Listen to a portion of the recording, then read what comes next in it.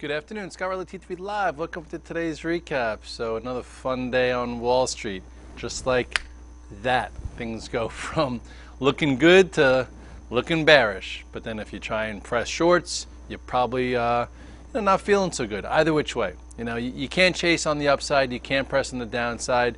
At some point, something will give, and when it gives, hopefully, you won't be frustrated or too frustrated, or even I won't be too frustrated, where you could stay involved. Over the course of the past month and a half, tech's been battered and bruised, social media's been battered and bruised, biotechs, you name it, a lot of them. And during the process, we've been able to get out of the way, get short with the H cell set up, find some RDRs, and make a little bit of buyable bounces that typically went up for a day and a quarter. And then it felt like in the past 2 weeks, maybe things could last more than a day and a half, where you actually have some price points that you could put some, or sink your teeth into. And that's been happening. And then I don't think today changes much, but it definitely makes things look a little bit different. So let's just start going through some charts. You look here at the spiders, okay? This is why there's a lot of frustration. You look right here, looked as if we were going to break above, boom, outside day. At least you had some follow through. Small red dog reversal. They squeezed every short through a price that they probably didn't want to be, and then failed. Down here, everyone called as if the market was going to get crushed, it was going to crash, blah, blah, blah. And then this is what happened. Reversed above this pivot, came back in. Right here, looked like, okay, maybe this time we can go. Small topping tail, back into the base, and then this is where we are right now. So if you just look at where we are today, we seem to have a small ascending channel, very small, and that you would think if we broke below this level here, this 1860-ish, perhaps you get some kind of move, more than just a choppy mess with head fakes. Okay, if that's the case, you then have this, and then if that's the case, maybe even below it. You want to draw a trend line. Trend line is a heck of a lot lower. And the reason why everyone's kind of on edge is because we've had this multi. If Brittany was here, I'd ask her how many multis that was. A lot of multis. Look how long this market's been trending to the upside. So you look here and you'll see that we are right there. That's why every time it feels like we might come in, people don't want to get caught in something that could be more. And we still haven't had that yet. Even with the Russell down, what it's down so far this year, even with the high beta weakness or the bank weakness or all that kind of stuff, we've had these little pullbacks where over the course of the past 2 years, you've had these little outside patterns or accelerated trends that have broken to the downside, but we've never broken this trend. And we're not even at this trend yet. We're still right here in the midst of what seems like we're in a broken type tape. So anyway, let's, not giving you the clarity as you would need here, but here we are. I guess a lower high and close off the lows. You have this trend here. We'll see how this gets handled tomorrow. As far as the Qs, didn't fall apart. We still have what the bears are calling a head and shoulders top, where they think the envelope's just getting pushed here. But I think it's a bit more neutral than that. It's not exactly. Let's see, where would you even draw this trend? Like this is where we've been drawing it. Broke above, held it. So if they're thinking that this comes into fruition, left shoulder, head, and this was the right shoulder, and some people probably got squeezed out, I would say now you kind of watch this.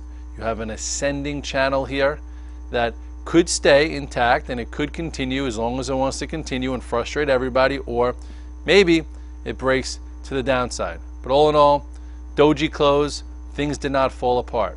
As far as individual stocks, let's just quickly roll through. Apple, I apologize. I was out for lunch and I wasn't sure. It looked like the market was falling apart a little bit, and I was like, let me put a stop in at 601.50 and basically stop me out versus me buying more in there, because I was afraid maybe something could happen if we truly fell apart, which we didn't. All in all, nice inside day. Maybe another day and we do get some follow through. This still looks like best in breed. This still looks like higher prices. Maneuver it based on your time frame. Google gave us a nice early trade early on. We were talking about breaking above this level, but this just shows you how you have to be somewhat nimble. Okay, this was the low. Here is your higher low. Yesterday, really nice trade, and then a push through, and then a doji close. So you had to be perfect in there. Netflix actually traded better. Netflix, you had this nice breakout trade, which gave us some fuel in momentum land. And today, it just feels like everyone wanted to be short in Netflix because they think, oh my goodness, it can't go up anymore. But that's what they call the pain trade, and we put a target here of 380, and it probably still can get there. It closed pretty well. On a laggard type, a trade we talked this morning in the morning call, and I think in my morning call note, how if we get through 299 in Amazon and high betas there, maybe it plays a little catch up, and early in the morning there was a nice trade. Wasn't a blockbuster trade, it wasn't a new high trade. Me and Brittany were kidding around about things to do. This was something to do. This was a nice trade for some at 299, and it went as high as almost 305, went right to the 21 day. So that posed some resistance. Look at the 5 minute, it happened pretty damn fast.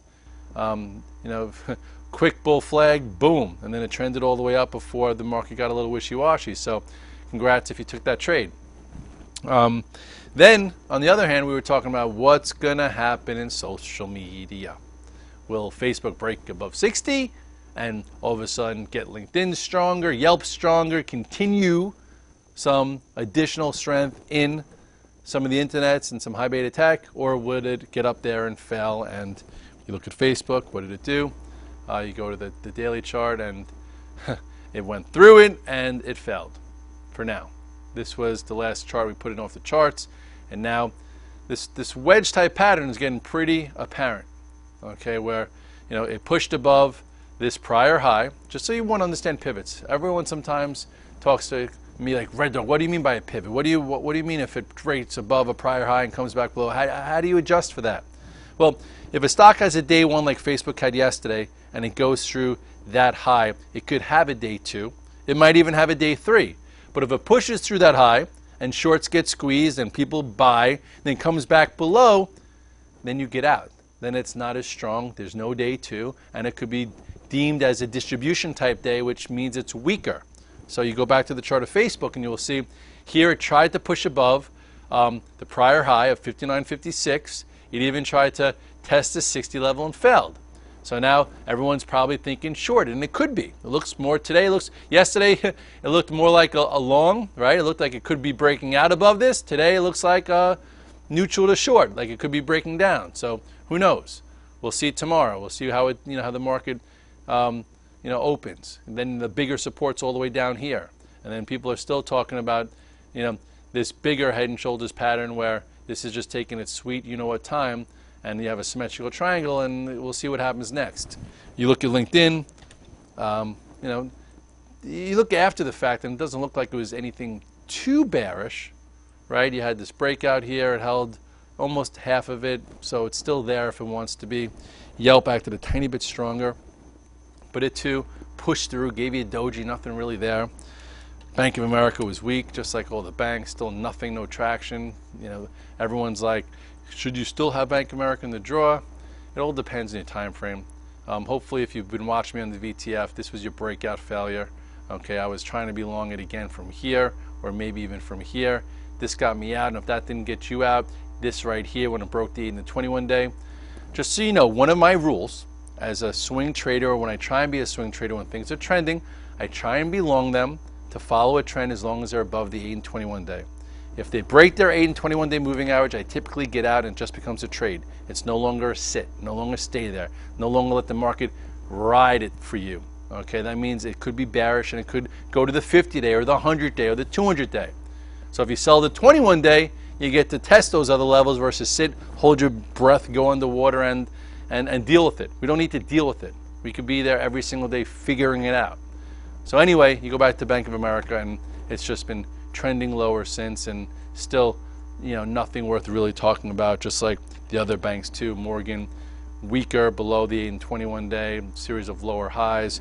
Goldman also nothing below the 200 day. So you're talking about, you look at these stocks, you look at some other stocks, and you see how beat up they look and below the 200 day, and then everyone's scratching their heads, why is the spiders not even below the 50 day? So everyone thinks something's got to give, and maybe one day it will, or they have to frustrate a few more people before they do. What did the Russell do today? The Russell,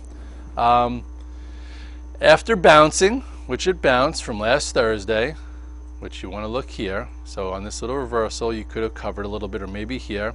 You had your day and a half bounce, and today it opened lower, and it was pretty weak. And now it's going to try again. Let's see if the bears have power. You know, you still could be tactical, taking trades. You still want to look at the bigger trend. If you trade bigger trends and you're really honest with yourself and you think you do, and you've been just shorting bounces until this breaks, then you're doing real well.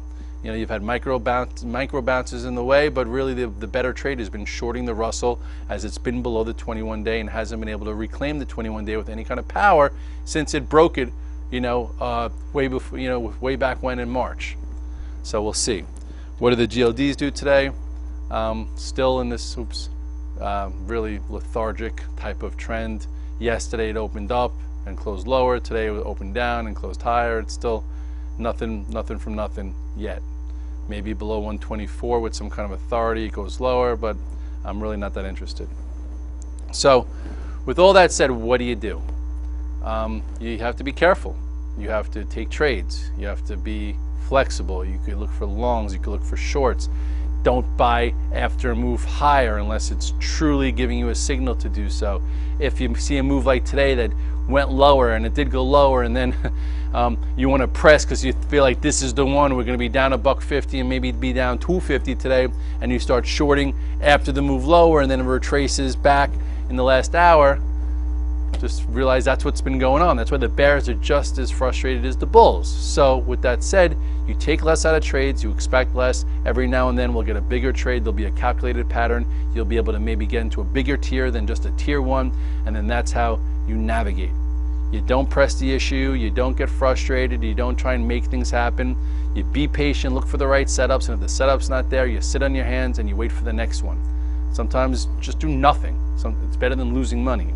And you know, if you're in a trade and you love it and you're like, this is gonna be it, just make sure you look at the setup and you don't ruin good prices by being overzealous.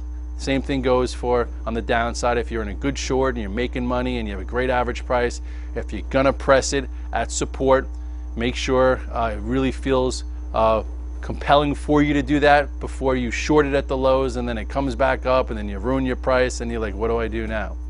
That's been the mantra and the thesis of 2014. And sometimes it lasts longer, sometimes it changes. And right now, every time it's felt like it might change a little bit, it hasn't. You know, recently we've had a few better setups than we've had in the course of the past 3 weeks, even on the, you know, from the long side. And at this point, I don't think anyone is against shorting if we get a break and we get a clean break and we get a new trend. A lot of us did our best in 2008 when the trend was lower and every rally was sold. Hasn't been the case in a lot of different spots. You know, here and there and in certain stocks, but not overall. So until we break out of this range, just take trades, expect less, keep your sanity, and keep moving forward. Scott Redler, T3 Live, the recap. See you tomorrow morning at the call. Have a